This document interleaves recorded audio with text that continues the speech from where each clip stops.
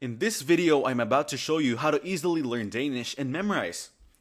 First, open the Memrise app on your mobile device or go to the Memrise website on your computer. If you don't have an account yet, tap on Get Started or Sign Up. You can register using your email address or sign in with your Google or Facebook account. Once you're logged in, you'll need to select the language you want to learn. Then scroll to the list and tap on Danish. Next, Memrise will ask about your learning goals. This includes choosing how much time you want to spend learning each day. You can choose a short duration like 5 minutes a day or a longer session depending on your schedule.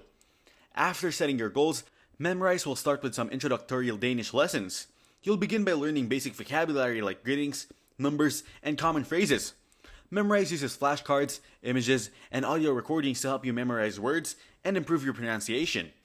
As you continue, Memrise will introduce you to sentence structures, more advanced phrases, and grammar rules in Danish. The app also offers practice exercises to test your knowledge and help you practice listening and speaking. If you want more features like offline learning, more advanced lessons, or extra practice exercises, you can subscribe to Memrise Pro.